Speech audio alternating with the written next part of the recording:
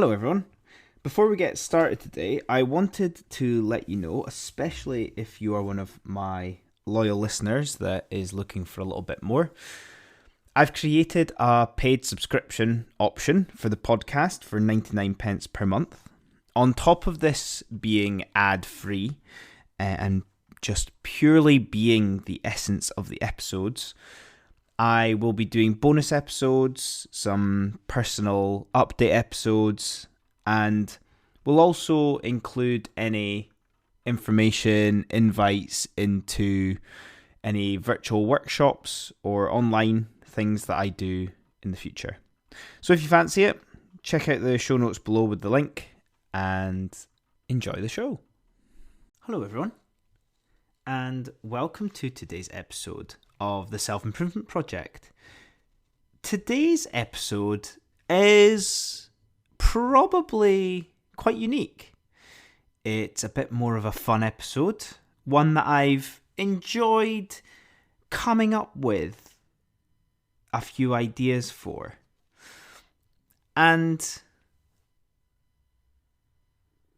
perhaps because the Self-Improvement Project, it is 2 years old, the podcast. However, I've been doing self-improvement for a much longer time. I think I would be quite happy defining my self-improvement journey as being around formally about 5 years. Creating things, exploring different concepts. Perhaps it's longer if we think subconsciously. However, today's episode I want to call 5 lessons from 5 years of self-improvement. I hope you enjoy. So, the first one today, and this might not come as a bit of a surprise to you, however, it's about habits. Habits is the number one thing that has led to this podcast being so consistent. However, I want to give a slightly different perspective of habits in this first point. So the first lesson being habits is to really nail down your habits, but don't be boring with them. What do I mean by that? Good habits can have a magnificent difference on your life, or they can make a magnificent difference in your life. They help you create identity. They, over the long term, really benefit your life, such as your health and maybe skills that you want to master. However, we're human. We need novelty. We need psychological stimulation in our lives. And on top of times where our environment changes, we need something exciting to happen in our lives. And I want to almost say that bad habits can be okay because they make you human. We just need to make sure we outweigh any bad habits with the good ones. We're not perfect. We're not machines. We need to have the awareness of the benefits of habits and how powerful they can be. However, give yourself a break. Do not self-sabotage yourself when you fall off the horse with your habits. And just think, as long as I'm keeping up a lot of my good habits, any bad ones or any times that you stop, it's okay. Because you've created a good habit actually makes it easier to get back on the horse when you need to. Lesson number 2. Write out your thoughts a lot.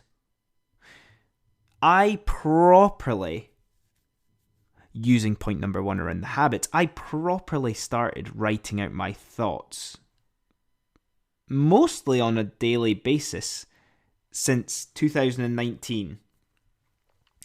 And you almost feel like you're in a bit of a time machine.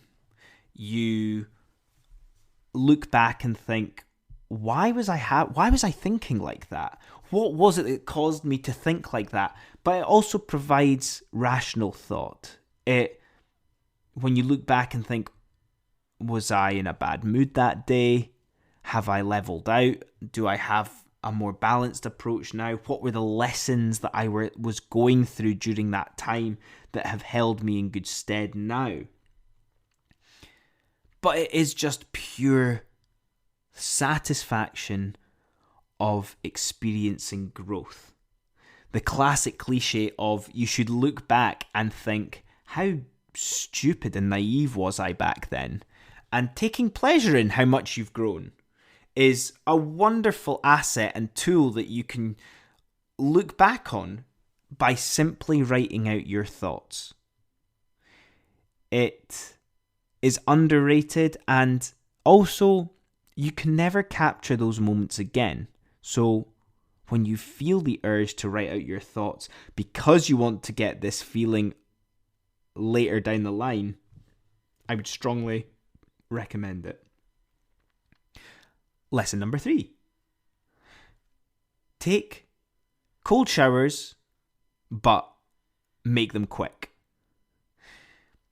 Cold showers, or a burst of a cold shower at the end of a shower, honestly, the high that you get from it, you could be going through psychologically a bit of a tough time, and yes, of course, it's awful at the time and borderline painful, but it wakes you up. It gives you that moment of fight or flight that we don't, as humans, experience enough nowadays. And obviously there is the pure joy of, once it's over, of that elation that you've done it, and it almost feels like a bit of an achievement. So using this to our advantage, this simple tool, as unpleasant as it is during that quick burst of 10 seconds at the end, the difference it can have on your mood for the entire day. Just think of the value exchange of that, especially in this modern world when we have unlimited pleasure at our fingertips. Lesson number 4. Always read for pleasure. We can become surrounded by a slightly unhealthy environment and pressure to read for intelligence. There's almost an element of fear of missing out if we are not reading enough. A clear sign of intelligence which is associated with social status can be unhealthy. Read for pleasure. Read to follow your curiosities. Whether that be fiction or non-fiction, read for flow. Read for the pure enjoyment of not having to think about time and escape into another world. Never feel obligated to read in order to keep up or to not miss out. We are consumers nowadays, and reading can never have a drawback. Personally, I find reading for pleasure good when I am maybe on holiday and I don't have anything to think about, but also, even if I just take 5 minutes to read and I take one thing away from it that makes me think provocatively, that provides pleasure. Not reading 5 chapters to say that I have read a lot. Lesson number 5. And this is the last lesson from the 5 years of self-improvement. And it is simple. It's almost full circle with the first one. It is exercise. Taking some of the themes that have existed so far in this episode, there's elements of habits, there's elements of pain, but providing a boost to your mood.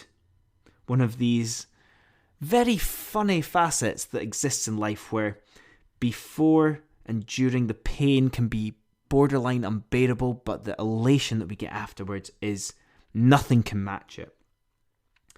And also the pleasure that we get from it. The pleasure from exercise, maybe from a game-related sport where you find that element of flow. All of these things come into play with exercise. From a habitual point of view, find a way to make it fit into your day without thinking. Force yourself to go for a walk each morning. Is your commute able to facilitate exercise? Is there something each day, a period of time that exists that facilitates for you to be able to exercise in a meaningful way for yourself? Is there elements of a social side of things with exercise that you could fit in and they complement each other? Almost creating a no option but to approach with exercise. So exercise can be, it's a wide field with whatever we need.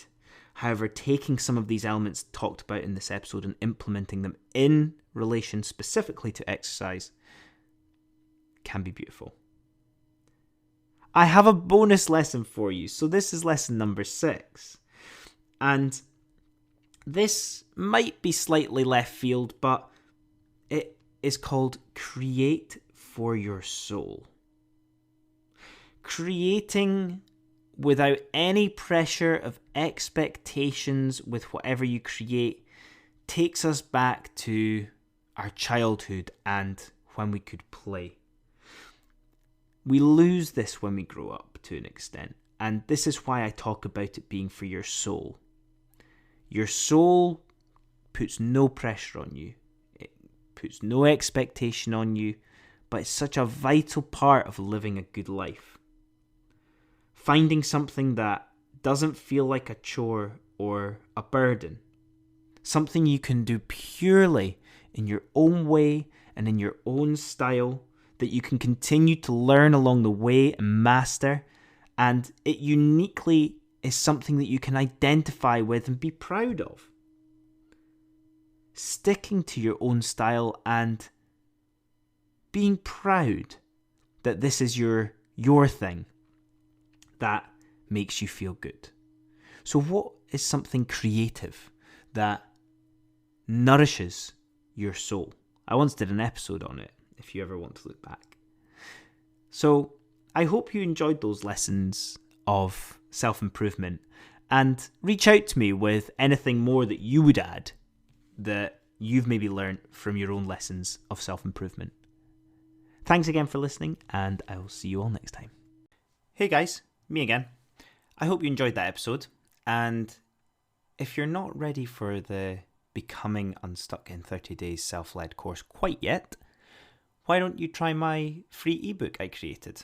5 simple steps to improve yourself and your life. I made this during the very first lockdown of the pandemic in the early days of the self-improvement project. It's a quick go-to when you're feeling unsure what to work on when improving yourself or your lifestyle. And the great starting point if you're trying to figure out how to live a more fulfilling and simple life. The link for this will be in the show notes for you. Have a good one.